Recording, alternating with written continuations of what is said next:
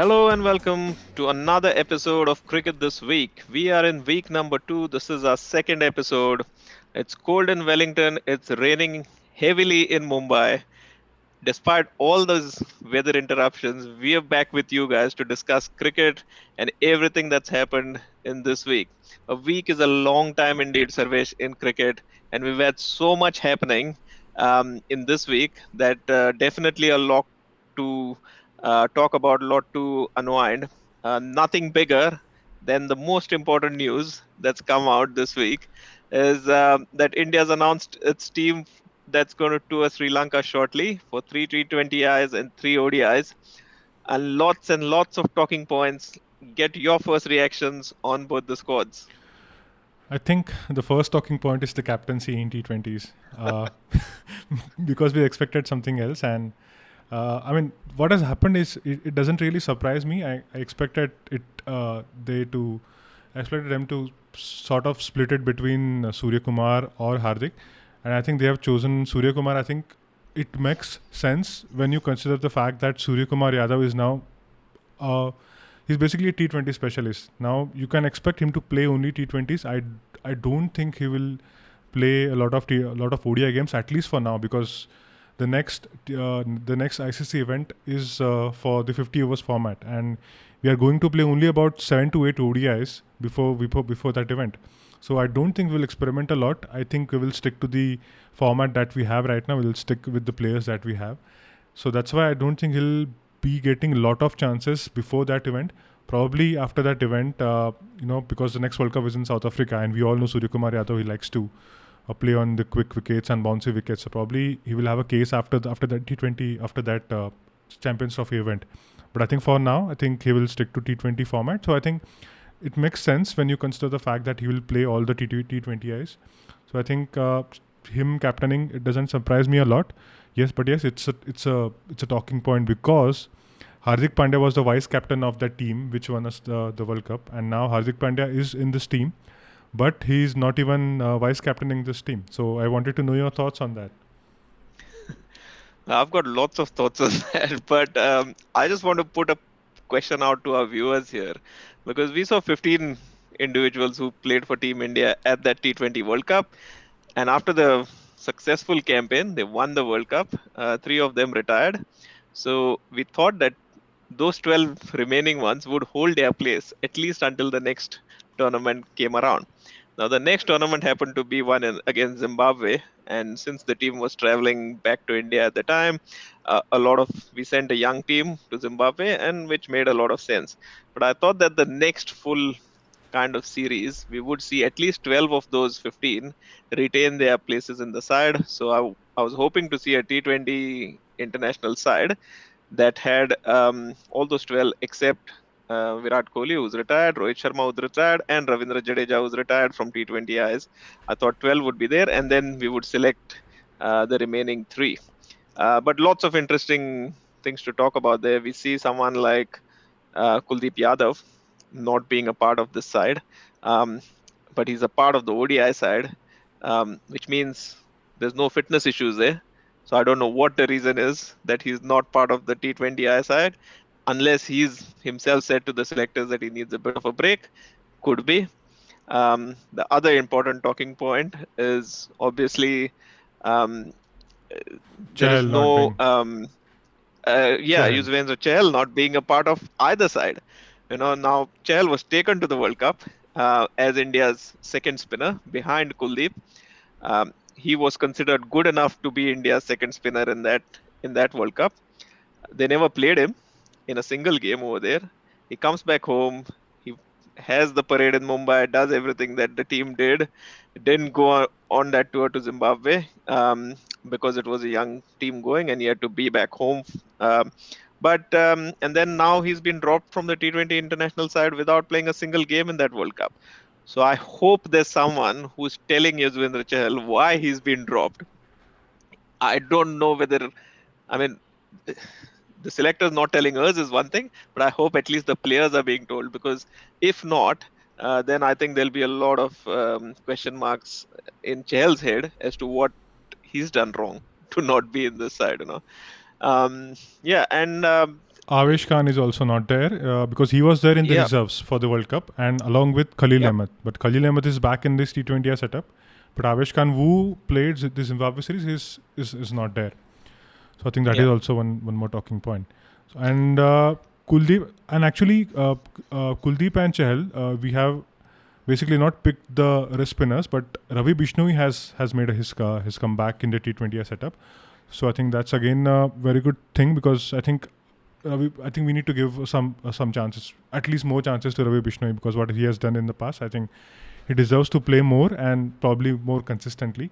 So I hope that will happen in this cycle because the T20I cycle has now basically restarted. So we have time, 2 years time to groom the next generation for the next World Cup. So I hope that he will get plenty of opportunities in this cycle. And one more thing that you know, I think we all expected probably Abhishek Sharma to be there in the T20I setup after that century, but he is not there. So what are your thoughts on that? I think he did enough against Zimbabwe. It wasn't just that; there was a couple of other innings also where he had decent outings with the bat. So it wasn't a case of just one innings in five. I think it was 2 out of 5. Yeah, In fact, I think it was 2 out of 4 because one of the games yeah, he didn't even get a bat. yeah. So it was about 2 out of 4.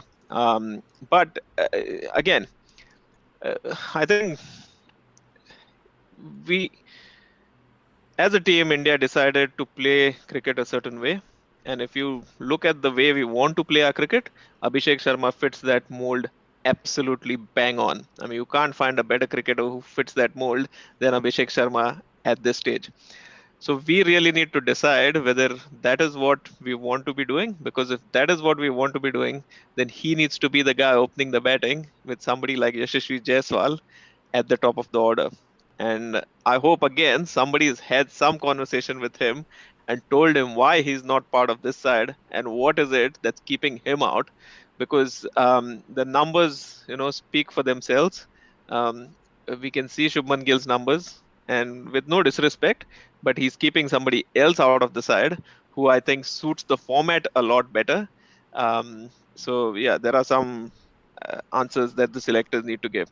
I think the other thing also is we've seen this for a long time now. Indian selectors have stopped having press conferences after they announce teams, and which gives rise to a lot of speculation, a lot of underhand stories, a lot of rumors that start spreading around. And I think the best way to stop any sort of rumor or speculation is to come out and tell everyone why someone has been selected and why someone hasn't been selected. I think that sort of transparency, players would appreciate it.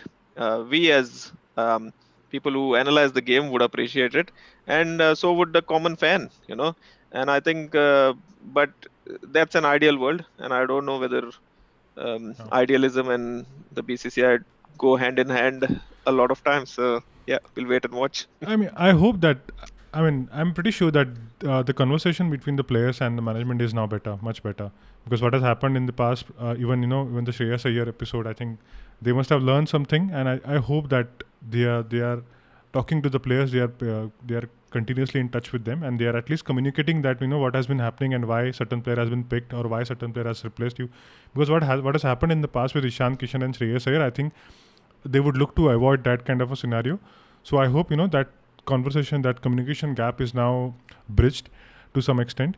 So I think I think they needed to do something about it, and I hope that they are doing it. I mean, talking to the fans and explaining all the situation, all the decisions in press conference is a completely different aspect. But I think even if they are not doing it, I hope that they are communicating with the players, which I think they are doing right now.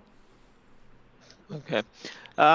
One question I have for you is we see the name of Sanju Samson Oh. in the T20I squad, but we don't see his name in the ODI squad. A lot of talk, chatter around the fact that the last time Sanju Samson played in India colours in the ODI format, Yeah. whether he deserves a place in that ODI side or not. I mean, there are two things actually. I felt Ruturaj Gaikwad needed to be there in that T20 setup, and Sanju Samson needed to be there on that T20 on that ODI team. Now coming back to Sanju, I think he has done enough to at least be there in that squad. I'm not saying that play him in all games, but at least I think he has done enough to be there in that team. Now his numbers are great. I mean, his numbers is basically never it has never been a talking point, because whenever he has played, he has done well. In fact, he has scored a century in the last game that he has played for India against South Africa in South Africa. And I think even before that, in 2022, when our team when most of the seniors were not playing against South Africa in that home series, he was actually the him and Shreyas Iyer, I think these two guys, they were actually the stars of that series, because they were the ones who were uh, uh, actually handling that middle order. They were basically taking care of that inexperience that we had in that team. So I think he deserved to be there in that squad at least. And if he's not there, like I said, I hope they have communicated the reasons for that. So I think this is one point that I wanted to mention. This is again his numbers taken from Cricinfo. Yeah, I mean an average of 56.66, and those runs, if I remember correctly, have come at a strike rate of almost 100. 99 point something is the strike rate in ODIs. So nothing there. His numbers cannot keep him out of the side.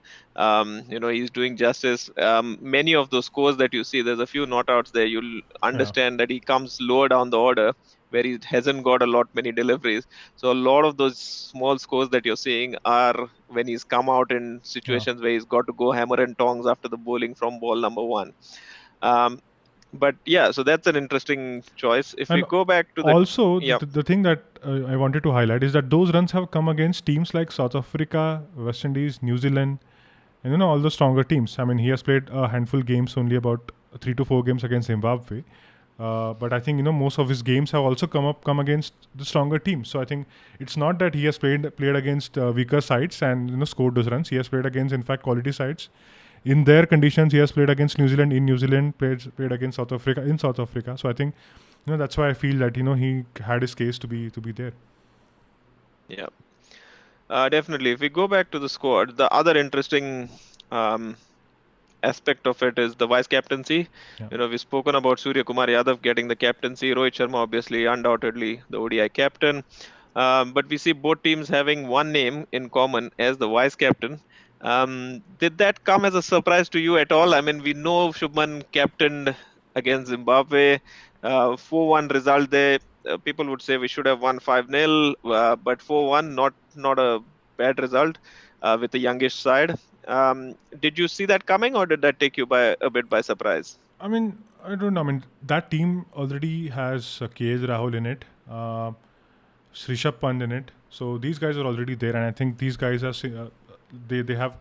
I mean, if you look at the dynamics of the team, even if you look at what has happened in the World Cup, Rishabh Pant and you would have realized that Rishabh Pant, and he was the part of that leadership group. He was there with Rohit, Virat, Bumrah, Surya. I mean, he was there with the seniors. These guys were continuously talking to each other. That gives you an indication that he's a part of that leadership group, and probably he's somebody who is getting groomed, for that leadership role in the future. So I think again you can understand that he's again making his comeback in that format. So that's why his name is ruled out. But again, KL Rahul is there. He has been standout performer for us in this format. He has played well in World Cup before that as well, in the Asia Cup as well. So I think again he's one more senior guy who's there in that team. But I think the reason that I think we have gone with Shubman Gill is only because we want to groom somebody under Rohit's captaincy. Because let's be honest, Rohit Sharma is not going to be there for a long time. Let's hope that he will be there for the next one or two ICC events in this format. But if he's not there for the longer time, then probably they realize that they need to groom somebody like a Gill who's younger, so that he can be.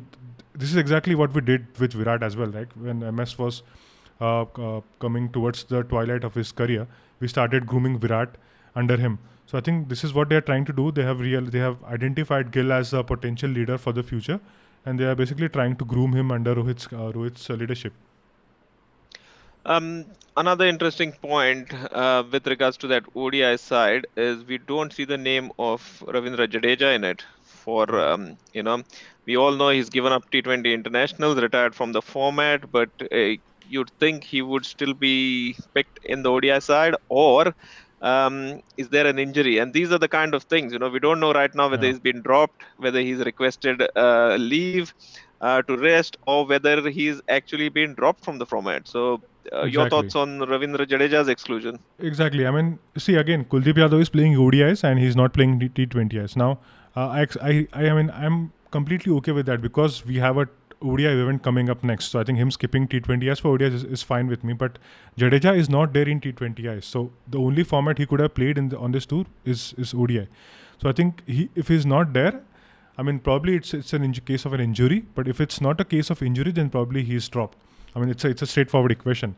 But whatever the equation is, I think I hope they have cleared that with Jadeja. But I think him not being there in this side is a slight indication towards what could happen in the future. Because if he's fit and if he's not picked, then I think if it could tell us that what we could expect in the Champions Trophy that we are going to play next year. Last two talking points from my end with regards to those teams. Riyan Parag being rewarded for his stellar performances in domestic cricket, and one of the things Gautam Gambhir was very clear about was that he would reward domestic Yeah, performances, and he's done that with Riyan Parag. So yeah, that's good to see. The only other question is with Harshit Rana. We've seen he had a very, very good IPL, but the format that he's been chosen in is the ODI format. Um, does he deserve a place in that ODI format based on his domestic cricket performances? Have you seen something that yeah. you could tell us about Harshit Rana in domestic cricket? Yes, I mean that just the I mean it clearly justifies why they have selected Riyan Parag and Harshit Rana. I think the selection is pretty much justified. Riyan Parag, he has played a lot of 50 over games in the domestic format and he has done well. He plays. I mean, the sides he represents in domestic cricket, they are not the strongest. That's why he gets in situations where he has to do something extraordinary to bail his team out and make a match out of that particular day. So I think what is happening is he has been putting those performances day in day out. He has been bowling as well. Now let's not forget that we have this issue in our ODI side where none of our top six Yep. they are actually bowling. So I think again him being there, I think it adds some balance to that team because he's not really part timer. If I would say he's not really part timer in domestic cricket. I have seen enough of him, and he bowls those defensive of spinners, and his lines are pretty tight. He keeps it stump to stump to stump. So I think he's somebody who is more than a part timer. Somebody he's not. I mean, so you expect him to bowl at least 4 to 5 overs on a given day. Sometimes he can even bowl more than that. So I think his inclusion is justified. Now coming back to Harshit Rana, I think again you said that he has been performing in the T20 setup, but now he is picked in ODI formats. I think again it's a very good decision in my opinion because in the past we have seen this issue where for this one typical for this one typical role where we have tried Shardul Thakur, we have tried Deepak Chahar, where we want some of us seamers to bat a bit down the order because Shardul and Deepak Chahar, these guys were basically getting preferred for that number 8 position where before Jasprit Bumrah or Mohammad Shami or Mohammad Siraj could come in, we wanted somebody who can bat a bit. I think Harshit Rana, I think is probably getting groomed for that particular role. I have seen him bat. I think he has the potential to fill that spot. In fact, he can bat even higher. If he's playing along with Kuldeep Yadav, then I think he will bat ahead of Kuldeep Yadav as well. So I think he's somebody who can also contribute with the bat, and I think he has shown enough variety and enough performances in domestic cricket, so that I think he basically has. I mean, he has basically forced selectors to consider him for this format, but because I think we don't really have too many bowlers right now in our domestic cricket who are bowling like him and who are also contributing with the bat at that spot. So I think again both these selections are pretty much justified. That's a very good point because you see the likes of Shivam Dubey, likes of Riyan Parag, the likes of Akshar Patel, and the likes of Washington Sundar there, all of them who can contribute with both ball and bat. And the selectors and the team management clearly noticing that that was one of the probably the only weak link that we had in our order, that we didn't have the depth. And the value of that depth actually was shown in the T20 World Cup Yeah, to us, where we had Akshar Patel coming in at number 8, and it made a massive difference yeah, to to the way the team actually performed. So yeah, that's probably the way we're going to go with. Anything else that you'd like to discuss with, or should we just wait for the 27th and see how this series go? Because it will be interesting to see how it all pans out. I think I'm pretty. I mean, apart from a few exclusions of maybe Ruturaj Gaikwad's exclusion, Sanju Samson not being there in the ODI setup, I think apart from these few things, I think they have got it right. Also, Abhishek Sharma's exclusion from T20, I felt he deserved to be there. But I think when you talk about exclusions, inclusions and exclusions, these days you have to also talk about who should go out to make way for that player. So I think if we are talking about Abhishek, we True. should also pinpoint at somebody like a Jaiswal or Gill or somebody who is there batting at the top of the order that this guy should go out. I think looking at Jaiswal and Gill, I think it's not fair to say that these guys should go out to make way for Abhishek. So I think unfortunately I think he will have to wait a bit for his turn to come again. And I think apart from that, I think this team is pretty much spot on. I like the inclusion of Shivam Dube in the ODI setup because, in my opinion, both Shivam Dube and Riyan Parag's bowling is more suited for the 50 overs format than the T20 format. So I think again these two guys there, I think it's a good decision. Again, Washington Sundar as well. He didn't have the finest of the IPLs, but again I think he's making a comeback. I think again that's a very good pick in my opinion. Perfect. Well, there we have it. The cat is out of the bag, as they say. We know who's going to be the captain. We know what the team's going to be like. All set for an exciting series, hopefully. And I just hope that the rain stays away from Sri Lanka, because that seems to be one of the major problems whenever India goes there. There's a couple of washouts always involved, but hopefully rain stays away. We get some good cricket. Other thing making the news also were Gautam Gambhir's support staff. We seem to have some clarity again. We've taken a snippet out of an article that came in Cricinfo, and on expected lines, Abhishek Nair, Ryan Tendoskate, and still T. Dilip going to be the fielding coach. Just a little bit of a cloud against the name of Mone Mokal yet, because I don't think that's been set in stone yet, because we've got this situation where Gautam Gambhir is going to be the head coach, Abhishek Nair and Ryan Tendoskate both are going to be assistant coaches. T. Dilip is going to be the fielding coach, and then we've got Mone Mokal, who Gautam Gambhir wants as his bowling coach. There are two names actually, Mone Mokal, and I've also read about Vinay Kumar, that even he could be there for that role. So I think, the bottom line is that this support staff is basically somebody who Gambhir trusts, and I think it's a fair ask, because whoever comes in for that role, when we saw Rahul Dravid taking over, we saw him bringing Paras Mamre with him. These guys also were there together in that under-19 setup. So I think then again he brought his own staff, the people that he trusts. So I think again it's a fair ask, I think. Like Ravi Shastri did with Bharat Arun. Exactly. So I think it looks like a fair setup that they have. I mean, you could probably say that why the Indians are not getting preferred. I mean, that's a completely different debate. But I think the people that he's bringing in, Ryan Tendoskate, again, he's a very, in my opinion, very underrated cricketer because he didn't play for the stronger side. I think he played for Netherlands. I think he has gone slightly slipped under the radar. But I think ability wise he was a very good player, underrated. And Abhishek Nair, I think he has done a fabulous job. We spoke about him last week, that he has done a very good job with the youngsters at KKR. So I think overall, ability wise, this coaching staff looks good.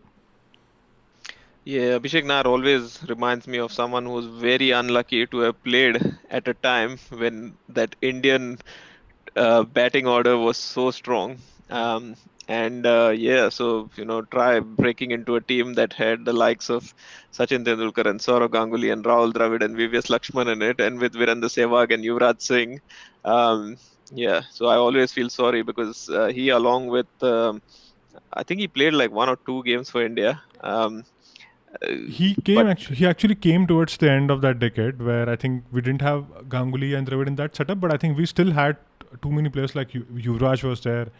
Yeah, And Virat, I think, towards that just period, just starting out. Yeah, after 2-3 years, Virat came in, and that particular period where we had lot many youngsters, that it became a very difficult period for him to break in, because he was also a very good all rounder. Because I've seen a lot of him, yeah. even And that's what I was going to come to, is that yeah, Irfan Pathan probably was performing quite well at the time that Abhishek Nair was also performing as all-rounder for Mumbai. So yeah, he has. I mean, I've seen him bowl fabulous spells for Mumbai. I mean, we always talk about his hitting ability, his batting, but I've seen him bowl like as good as, like a proper fast bowler. He has bowled many remarkable spells for Mumbai. He used to be that one guy who used to come in and give you those breakthroughs. get the breakthrough. Yeah. Exactly, and he's somebody, who was trusted by the captain to do this job. So I think, again, a fabulous and underrated personality, and I hope that these guys do well, because I think ability wise, like I said, these guys are like fabulous picks. Yeah, it's also interesting because since he's got into coaching, a lot of these current cricketers, Have yeah, mentioned credit him, him for yeah, their yeah, credit him for their success. People like Dinesh yes, Karthik, and there are a couple of others there yeah, who've given him a lot of yeah, credit uh, absolutely, for helping them when they've been going through tough times. So he's clearly got the coaching credentials to be a good coach. yeah, So yeah, hopefully what they've done at KKR can just be transpired into Team India, and should be seeing some yeah, ICC titles coming our way soon with this setup. yeah, absolutely. Um, right, from T20 cricket and ODI cricket, we move on to Test cricket. Now, this is an interesting piece of news that came out this week. I'll give you a bit of background on this. New Zealand cricket announced their summer of cricket like they do every year. They have a little function where they call all journalists, etc., and they announce which teams are going to come. They announce the draw, venues, etc., etc. At that function, they normally have a couple of black caps players present to talk to the media as well. This year it was Tom Latham, and he got asked about one of the hottest topics in New Zealand today is about um, players like Kane Williamson, Lockie Ferguson, Adam Mill, all refusing central contracts because they want to play franchise cricket, um, uh, T20 cricket, and Latham being only a two format player for New Zealand, as in he only plays ODIs and Test cricket, does not play T20Is, and doesn't have any franchise cricket experience around the world. He made a tongue in cheek comment saying that, well, if they had franchise cricket for Test matches, that would be great. Then people like me would have a lot of demand, and it started a bit of debate in New Zealand, wherein we started talking about, is this franchise cricket in Test franchise cricket? Is it a possibility? Your thoughts, Sarvesh? Have you had any chance to think about this since we spoke about it first? I mean, I don't think it is going to happen, mainly because then you will have to pick players who are only playing in that particular format. Because right now what we see is there is a huge overlap between Test cricket and ODI cricket, and because Latham himself, he plays ODIs as well. So I think there is that overlap, and all those players who are going to play in ODI cricket, they would want themselves to be there when they play T20 cricket. So these guys would always push for the T20 format, So I think it's difficult, for it's difficult for the players to pick that, because once you pick up Test format over a T20 franchise cricket, then I think you have basically made your choice that you want to be there in this format more. So I think that's a difficult thing right now in this current setup, because of the money involved in the T20 franchise game. I think it's a lot more. I think so that's why it's a difficult thing, and also logistically it is going to be difficult, because let's say if you have 6 or 7 teams playing in a league format, then two teams will play against each other for 5 days, and then again that league stage itself will go on for a month or 2 months. So right now in this current situation where we have one league getting played after the another, so it's very difficult to fit in a league wherein it takes at least 2.5 months for the teams to compete against each other in the longest format. So I think logistically as well, I think it's a bit impossible right now. Yeah, I think my kind of romanticism about Test franchise cricket comes from the fact that we'd get to see players that we don't get normally to see. You know, we Yeah, miss people like, say, Cheteshwar Pujara, or we miss people like one format players, who yeah, don't play any other format. And I know Pujara has been dropped by India itself in Test cricket, but still, I'm talking about players who are just one format yeah, players, and it gives them something to look forward to, something to do. And for the fans who want to see more of Test cricket, for who want to see more of the longer yeah. format of the game, also it could be an exciting prospect. I mean, I know it's all, if you yeah, remember, we used to have that series where I think Australia versus World 11. If you remember that series, we used to have yeah. sometime back. I think 2002, 2000. I don't remember the exact year, but I think It it was. it w- it wasn't meant to be Australia versus World 11. It was supposed to be the country holding Yeah. the Yes. World Mace, Yes. Test Mace, Against the others. against the World 11. Yeah, Yeah. I but it think. so happened that both Yeah. times it got played, it Australia was Australia number versus one. World. That's why it was Exactly. played against Australia. Yeah. Exactly. I mean, this kind of a format, I think, I think they can still try, but I think it has to come from, maybe it has to come from ICC, because if you ICC decides to do that, a fun format for Test cricket, that, maybe four teams will play against each other and in a league format, and then probably two will play against in a final. So I think, that kind of format can be initiated from ICC, just take us back to those days where, proper 5 days, or if you remember, they even used to have 6 day for that test match, so that that could Yes. force a result. So it was a Yeah. proper hardcore format made for test lovers. So I think, if they can do something about something like this, that they can initiate a league and they can invite players from all over the world who are specifically playing in that format, then I think it's possible. Who knows? The only problem with that series was Australia was so strong Yeah. during that time that those matches also used to get over in One three sided. days. Yeah, exactly. Yeah. Yeah. Yeah, not a problem. Okay. Moving on. Since we're talking about Test cricket, there is a Test match going on at the moment between the West Indies and England. After the battering that the West Indies had at the hands of England in the first Test match, they finally turned up in the second. Yes, you are not dreaming. England 416 in their first inning. West Indies taking a lead, a slim one, but still a lead in that first inning. 457 all out. Kevin Hodge with a brilliant 100. And you should have just seen the joy on his face and the jump he had after he got to that 100. Jason Holder almost took out Jason Holder, and Jason Holder is not a small guy with his celebrations. So no, but good to see, and fighting keepers knock by the Joshua De Silva as well. And uh, we've heard Athanaze being very, he's always deemed as being the most promising youngster to come out of West Indies, but he's also finally put a noticeable score. And I watched this game for a little while when the both of them were batting, and there was some sublime strokes being played over there. They looked totally in control and with all of the West Indian flair. So yeah, really good to see. Test match poised at a very interesting stage. England at the end of day three having a 200-run lead. England will be pressing on the accelerator on day four. West Indies trying to get some wickets, but it's turning out to be a very gripping test match, Sarvesh. Yeah, absolutely. And again, what West Indies did against Australia in Australia. Now, people now expect them to continue on those lines. So what again they are doing in this Test match is again a very good sign for West Indies cricket, because I mean, as fans, we want them to do well, because everyone sort of likes West Indies, and everyone is sort of the second team is West Indies. Most of the guys. So I think this is what West Indies can do when they play well. Like almost everyone, they are happy against. I mean, of course, England fans won't be happy when they put in performances like this. But I think again, West Indies playing like this, it sort of gives a good feeling. So I think what they are doing and the kind of performances put by the lower order, I think they have shown a lot of fight, and the kind of performances the Alzari Joseph and again this similar names, what these guys are doing for West Indies cricket, I think it will help them in the longer run. I mean, I know it's just one test match, but I think it will again prepare the next generation, to kind of sort of show these kind of performances.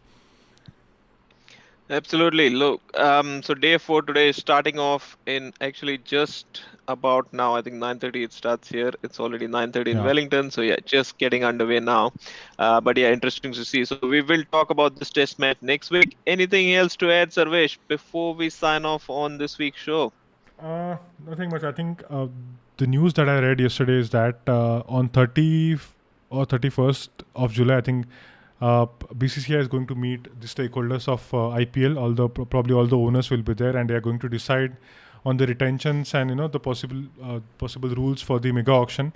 They are going to take a call on the number of retentions budget for the next auction, because every day they increase their budget by a bit. So I think they are going to discuss that as well, and I think it is going to be a crucial uh, of one crucial 1 or 2 weeks, 1 or 2 weeks of period, because I think they are going to decide the number of retentions, and when that number actually comes out, a lot of equations start getting developed in those camps. So if they decide that they will only allow 3 retentions, then the lot of discussions start to lot of discussions start happening, that who will be retained and who will go out.